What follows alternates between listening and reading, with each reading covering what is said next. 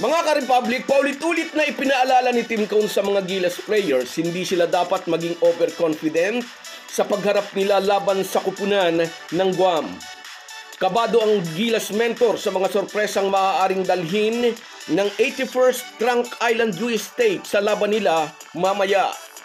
Sa Asia Cup ay sinurpresa ng Guam ang Syria at sangayon kay CTC, hindi ito mahinang team. Sinabi pa ng Gilas coach, paulit-ulit niyang pinanood ang video ng mga nakaraang laro ng Guam upang maging pamilyar sila sa galawan ng mga ito. Ayaw na raw nilang muling masorpresa tulad ng nangyari sa laban nila kontra sa Chinese Taipei. Pag-uusapan po natin yan, pero bago ang lahat ay maglalambing po ako sa inyo na isubscribe ninyo itong ating channel at kung di masyadong makakaabala ay i-like at paki-share na rin ninyo. Malaking bagay po yan sa aming mga vlogger. Maraming salamat. Mga ka-Republic, oras na lang ang hihintayin at lalarga na ang pakikipagbakbakan ng Gilas Pilipinas kontra sa kupunan ng Guam. Malinaw ang paulit-ulit na paalala ng coaching staff sa ating national team. Huwag maging kumpiyansa. Upang maging pamilyar sa estilo ng Guam, pinanood daw nila ang mga nagdaang laro ng mga ito kontra South Korea at kontra Japan, pati na yung laban kontra Syria na tinalo nga ng Guam. Dagdag pa ni CTC, pinanood niya ito lahat para maging pamilyar sa kupunang kinabibilangan din ni Jericho Cruz. Pero naalala ni Tim Cone ang Chinese Taipei at nasabi niya iniisip daw nila noon na pamilyar na sila sa laruan ng mga ito. Ngunit nasorpresa sila na magparada ang Chinese Taipei na mga player na hindi nila kilala. Ginulat noon ang Chinese team ang Gilas 82-73. Ayaw na raw nila itong maulit. Very familiar ang Gilas sa pambatong point guard ng Guam na si Jericho Cruz. Kakampi pa nga ito ni Junmar Fajardo at CJ Perez sa SMB. For the first time since na manalong finals MVP, maglalaro si Cruz para sa kanyang national team. Komento ng Gilas coach, kailangan din silang mag-ingat kay Jericho Cruz dahil nga kilala naman niya itong maglaro. Kapag nag-init ang kamay ng SMB guard, ay matalas ang outside shooting nito. Sabi rin ni CTC, physical maglaro si Cruz at kapag ginusto nito, kaya niyang pikunin ang kalaban upang mawala ang konsentrasyon sa laro.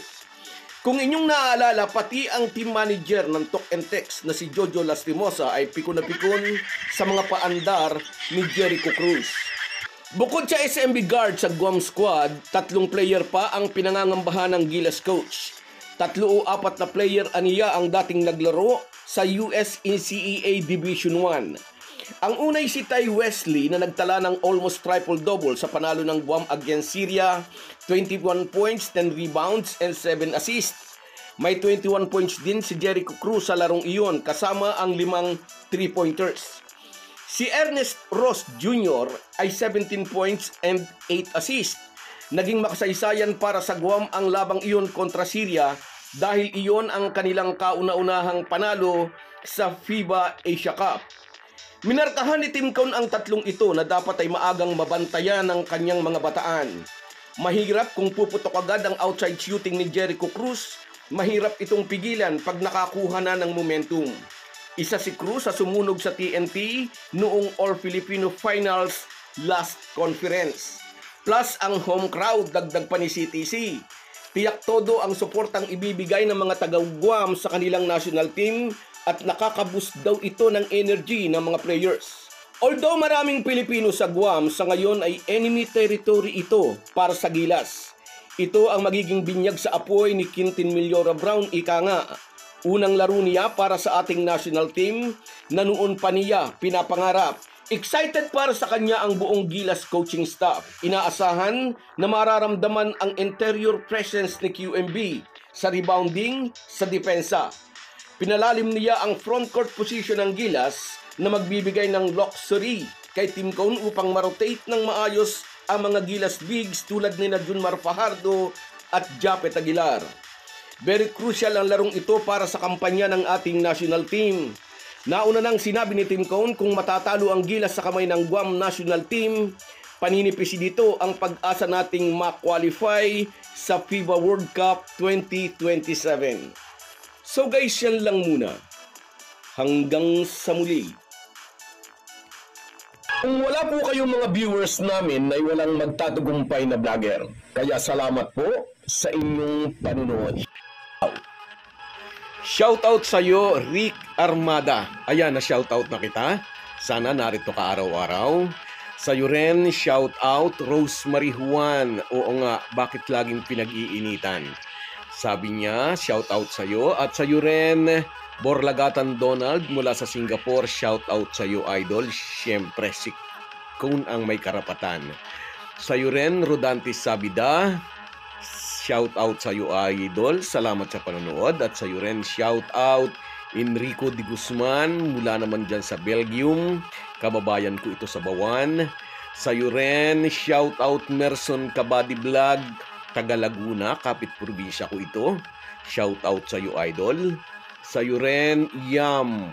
Ay, hindi raw napili si Chot, sabi niya. Shout out sa iyo. At sa iyo rin, shout out Julius Cruz. Ayan, nasagot ko na ang tanong mo. At sa iyo rin, shout out Erwin Santiago. Suportahan na lang natin. Wala mo nang basan-basan yan. At sa iyo rin, shout out Jerry Aquiado.